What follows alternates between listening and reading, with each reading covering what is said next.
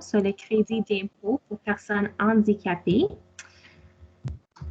et le régime enregistré d'épargne invalidité avec notre partenaire d'événements RBC.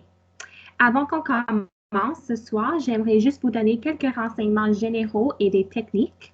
Donc, veuillez s'il vous plaît noter que nous enregistrons ce séminaire. Si vous préférez, vous pouvez fermer maintenant vos caméras.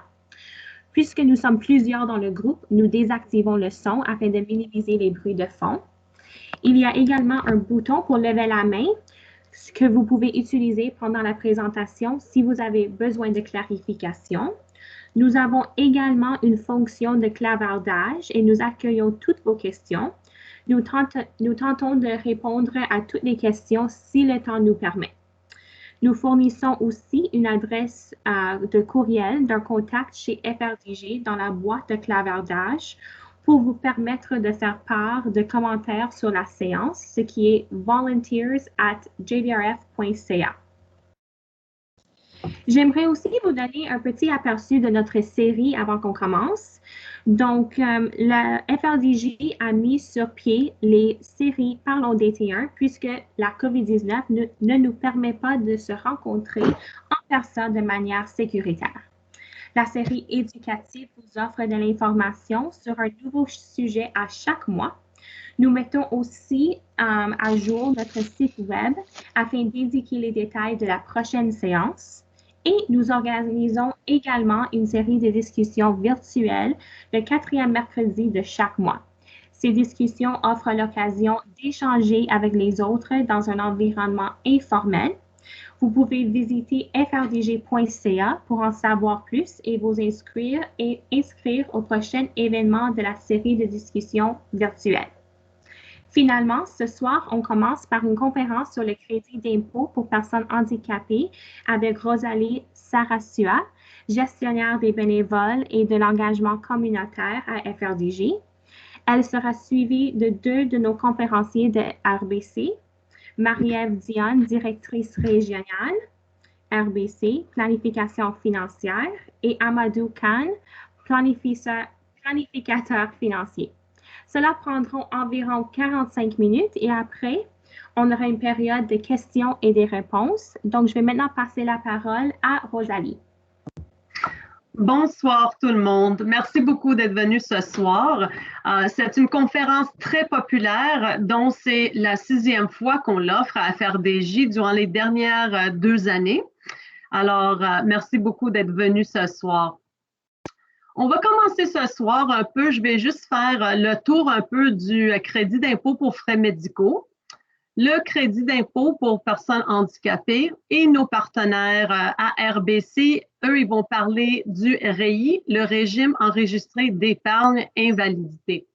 Je vais aussi toucher un petit peu puisque je pense que 99% de nos participants sont de la province de Québec ce soir. Je vais passer à travers quelques petites choses du Revenu Québec aussi, juste pour vous donner un peu de qu'est-ce que vous pouvez faire avec Revenu Québec aussi.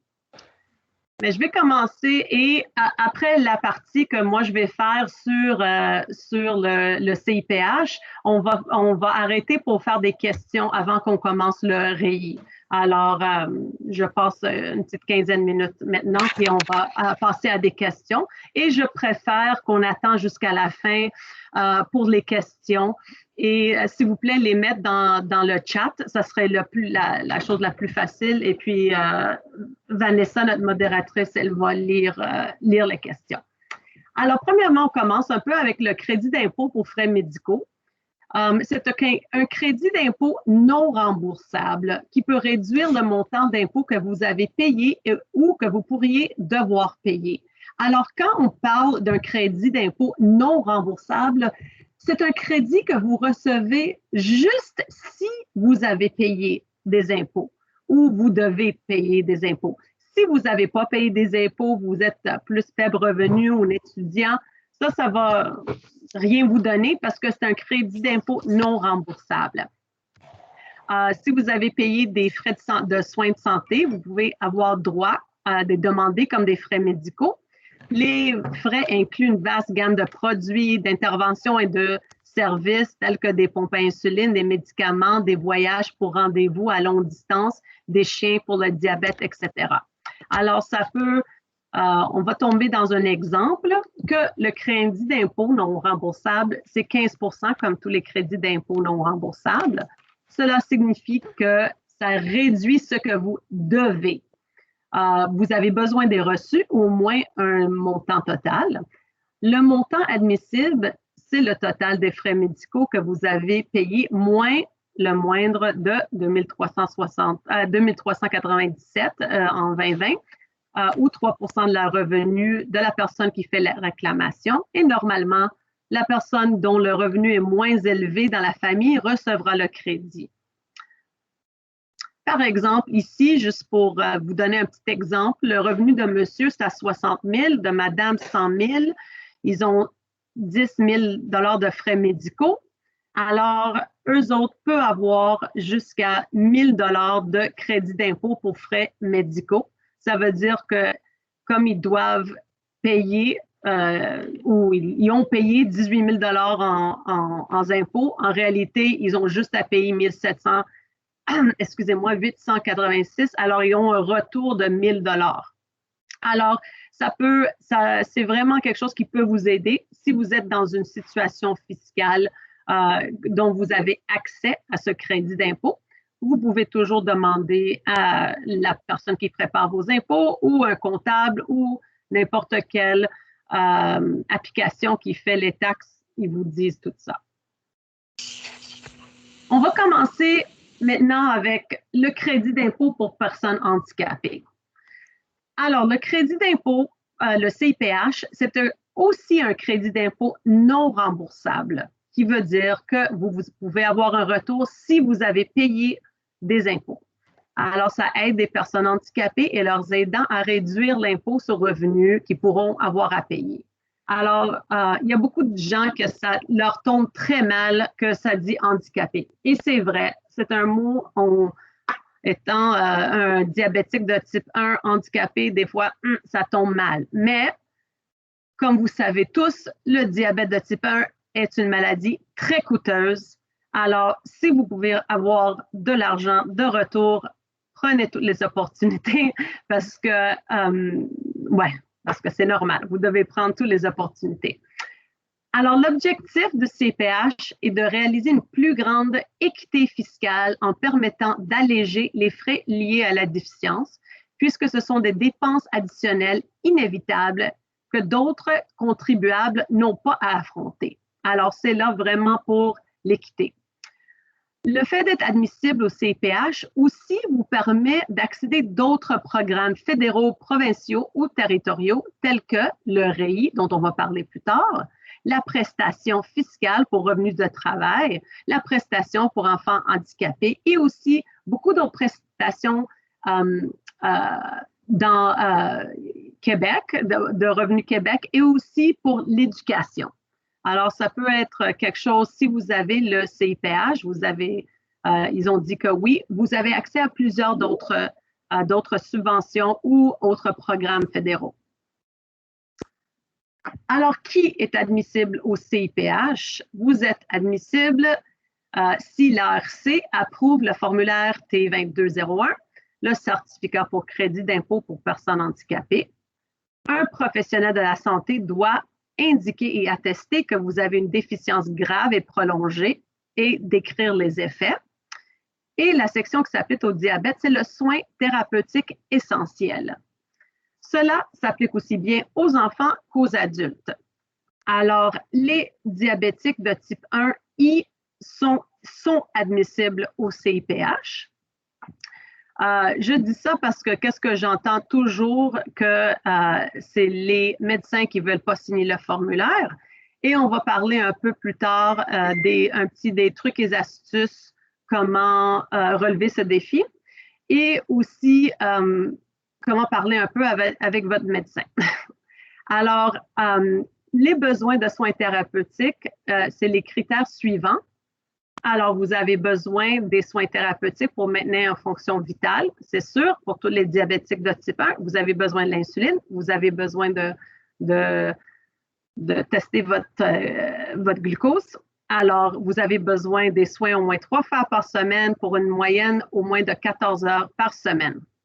Alors, sur le site de ARC, c'est bien écrit. L'exemple qu'il donne, c'est un exemple de diabète de type 1. Alors, je dis toujours ça aussi pour les gens qui disent que leur médecin ne veut pas signer le formulaire ou il dit que vous n'êtes pas admissible, etc. Si vous n'étiez pas admissible, pourquoi l'exemple est le diabète de type 1? Alors, vraiment, c'est sur le site. Et c'est écrit directement du site ici. Qu'est-ce que je mets ici sur le PowerPoint? C'est les activités qui peuvent être comprises: surveillance de la glycémie, préparation, administration d'insuline, calibration et entretien de l'équipement nécessaire et tenue d'un carnet de glycémie ou une application de glycémie ou le temps que vous prenez pour mettre tout ça dans l'ordinateur. Alors, et aussi pour prendre des décisions thérapeutiques que vous devez prendre à chaque jour. L'ARC peut approuver votre demande pour un temps indéterminé ou déterminé selon la lettre qu'ils vous ont écrite. Alors, ils peuvent vous dire, vous êtes admissible de l'année 2018 jusqu'à 2026, par exemple, comme ils peuvent vous dire, vous êtes admissible de 2018 indéterminé. Cela veut dire que vous n'avez jamais à refaire les formulaires. Et on voit de plus en plus les diabétiques de type 1 sont admis pour une période indéfinie ou indéterminée, qui veut dire à vie. Et c'est ça qu'on veut pour tout le monde. Alors, pour les enfants ayant le DT1, si un enfant ne peut pas faire les activités liées aux soins thérapeutiques en raison de son âge, le temps que les principaux responsables des soins de l'enfant passent à faire surveiller peuvent être comptés dans les 14 heures. Cela veut dire que on double ce que le parent fait et aussi l'enfant. Alors, par exemple, dans un cas d'enfant, si le parent doit réveiller l'enfant la nuit pour vérifier son taux de glucose, ça inclut que le parent se réveille et aussi l'enfant se réveille. Alors, ça double. Surveiller l'enfant pour déterminer s'il a besoin d'un test, etc. et toutes les autres activités de surveillance.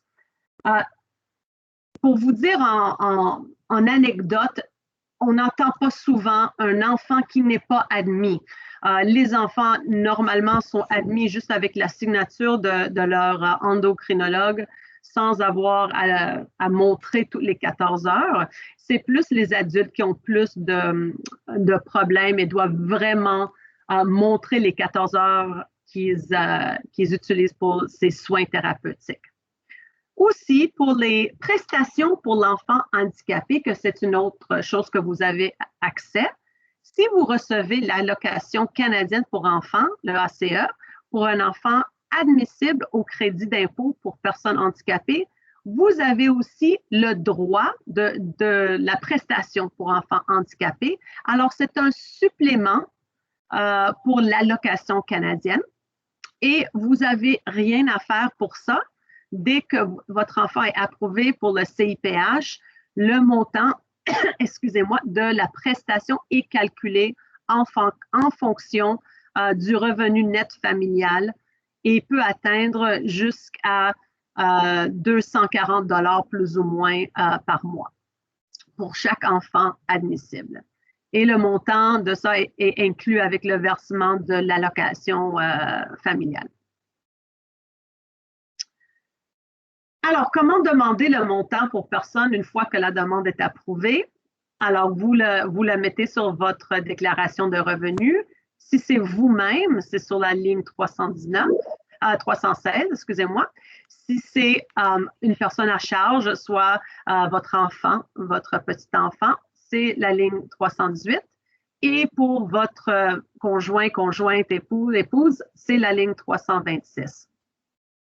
Si la personne est admissible au CIPH pour les années antérieures, par exemple, vous faites votre demande aujourd'hui et ils mettent dans votre déclaration, quand ils vous donnent la réponse, que vous êtes admissible depuis 2016, parce que c'est à 2016 que vous avez eu votre diagnostic, vous, vous pouvez demander la modification pour une période maximale de 10 ans en arrière.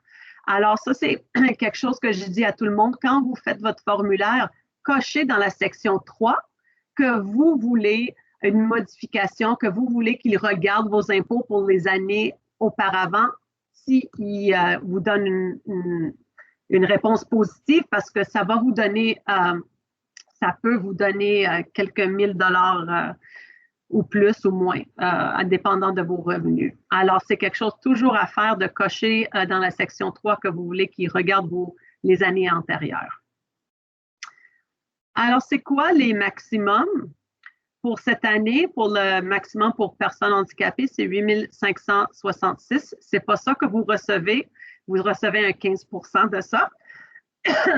Et pour le supplément pour enfants, c'est 5 000 $. Et pour chaque année antérieure, pour les 10 ans antérieurs, vous pouvez recevoir le montant si vous avez à déclarer pour des années antérieures. Alors, qu'est-ce que ça fait en argent réel? Alors, comme c'est un crédit non remboursable maximum, vous pouvez avoir un maximum de retour de 1 286 $. Si vous avez payé des impôts et vous avez un revenu plus élevé que ça, que 8 566 $. Et aussi, il existe également un supplément non remboursable pour les personnes, si vous avez une personne à charge, ce qui peut aller jusqu'à 750 $ par année pour l'année 2020. Tout cela dépend de vos impôts, qu'est-ce que vous avez payé, votre situation fiscale. Alors, on ne peut pas assurer combien vous allez recevoir par année, mais ça, c'est les montants maximum que vous pouvez recevoir.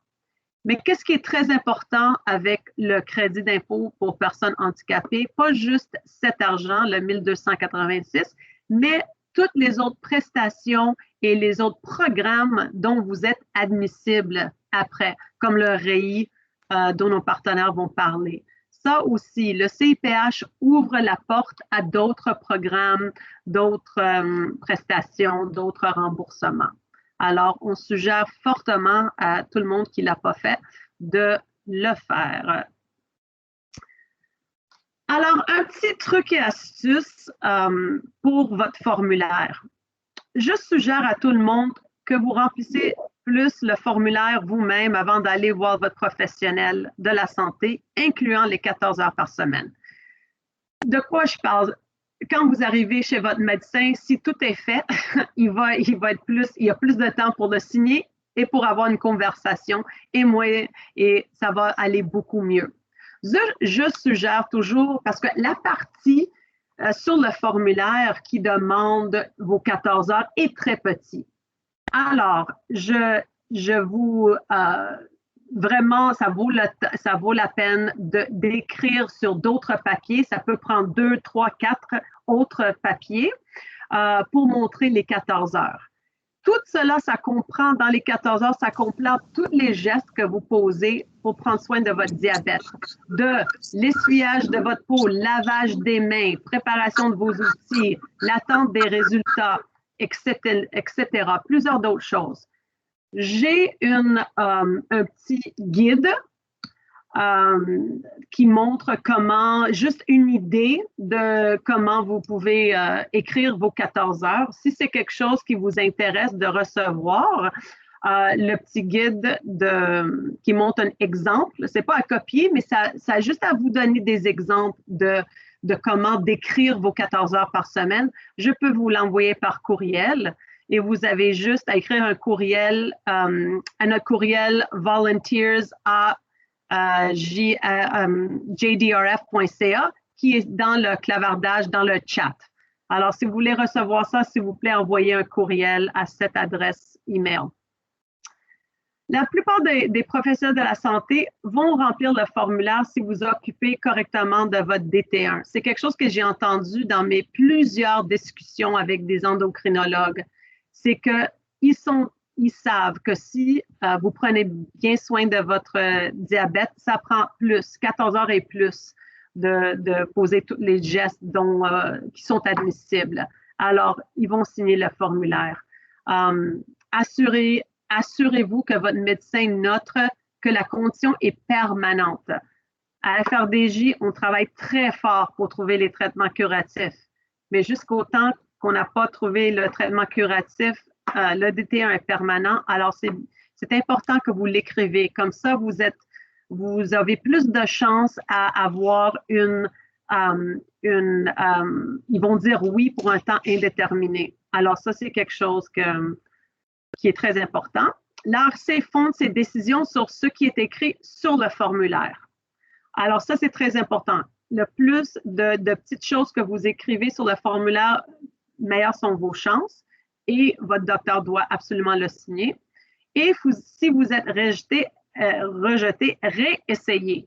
Il n'y a pas un temps limite pour réessayer, c'est pas juste 1, 2, 3, out. Vous pouvez continuer à réessayer si ce n'est pas admis.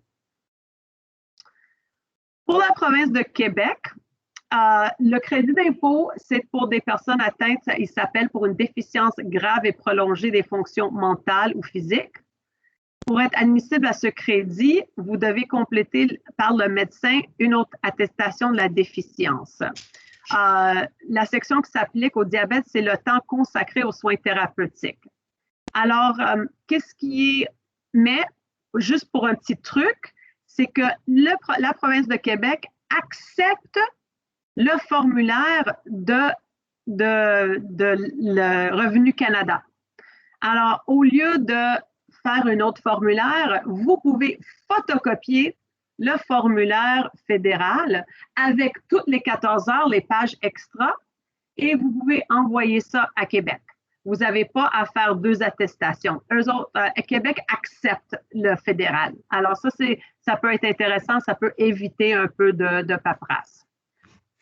La même chose, c'est au moins les critères, c'est soins thérapeutiques, maintenir une fonction vitale, 2 fois par semaine ici, 14 heures, mais on sait que le diabète, c'est tous les jours, plus que 14 heures. Mais qu'est-ce qui est intéressant pour le Québec, ils incluent plus de choses. Ils incluent aussi le temps de déplacement pour des rendez-vous médicaux. Alors, si vous allez avoir votre endo 2, 3 fois par année, vous pouvez le mettre pour voir soins des pieds, les yeux, dentiste, vous pouvez les mettre. Et aussi la récupération de l'hypo ou l'hyperglycémie, qui n'est pas inclus dans le canadien. Oui, les gestes que vous posez pour récupérer de l'hypo ou de l'hyper, oui, sont inclus, mais pas le temps de récupération. Alors, pour Québec, ça peut vous prendre 1 heure pour vous récupérer de l'hypo, et ça, vous pouvez l'inclure, mais pour le Canada, non, juste le temps que ça vous prend, soit d'aller chercher votre jus, soit de voir votre glycémie encore, de prendre votre insuline, etc.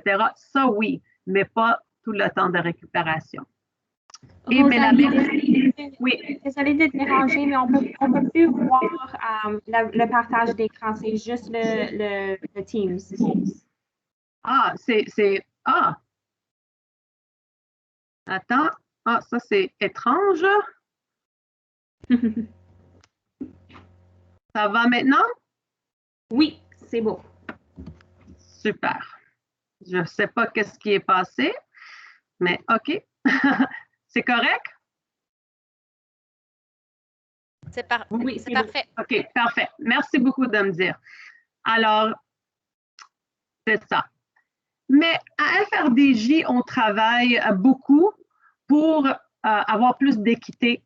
Alors, qu'est-ce qui est très intéressant, qui vient juste de passer aujourd'hui, qui est intéressant, c'est une loi sur une stratégie nationale sur le diabète qui a passé aujourd'hui dans le Parlement du Canada, qui est très intéressant pour tout le monde. Ça va en 3e lecture, que c'est super. Mais qu'est-ce qu'ils disent ici pour les recommandations pour les personnes handicapées? C'est qu'ils veulent faciliter la vie des diabétiques de type 1 pour qu'il y ait un plus grand accès au crédit d'impôt, pour que le processus de demande soit beaucoup plus facile, pour que les gens, le moment qu'ils ont une qu'ils ont un diagnostic de diabète de type 1 sont admissibles. Ils n'ont pas besoin de faire toute la paperasse. C'est juste le diagnostic qui donne l'admissibilité, pas besoin de compter les 14 heures. Alors ça, c'est les recommandations du comité consultatif des personnes handicapées. Et nous autres, on appuie cela, mais pour le moment, ça n'a pas passé parce que, le COVID.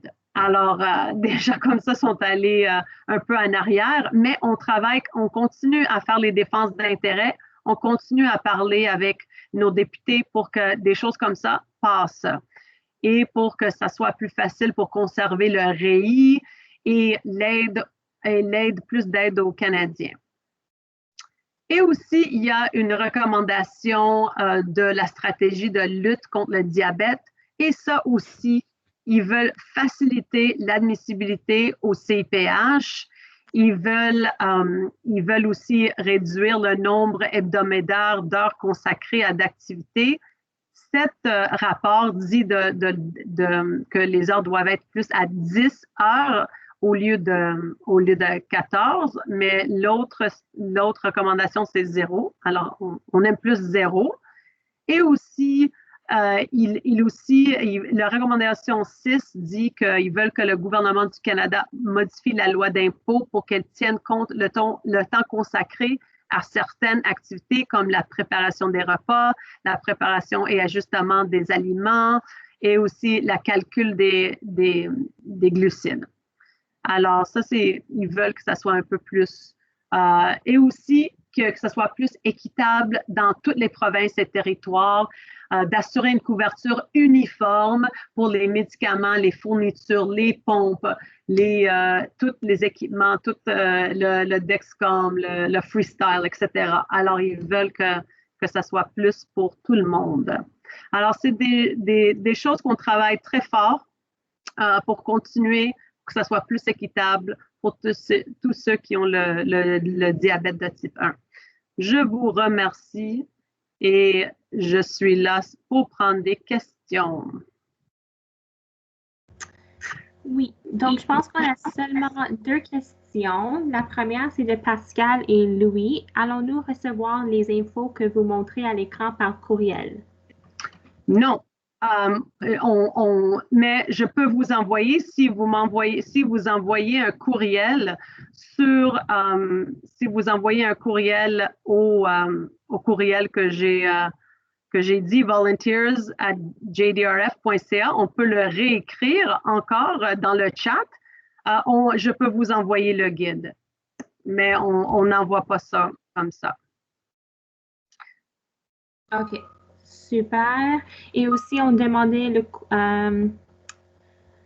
le courriel pour demander le guide. Je pense que ça serait peut-être le même, volunteers@jdrf.ca. Oui, on peut l'écrire encore dans le chat et tout le monde oui. Mais il faut envoyer le courriel parce que j'ai pas vos courriels ici dans le chat. Alors, il faut... ouais. Oui, je viens juste de l'écrire pour tout le monde parce qu'on avait plusieurs personnes qui le demandaient. Et finalement, on a Philippe qui demande lorsque le formulaire 2021 est complété, où devons-nous aller dans mon dossier pour soumettre le formulaire? Alors, vous pouvez soumettre le formulaire directement sur votre compte du CRA. Alors là, il soumettre les documents ou vous pouvez l'envoyer par la poste. Mais je suggère tout le monde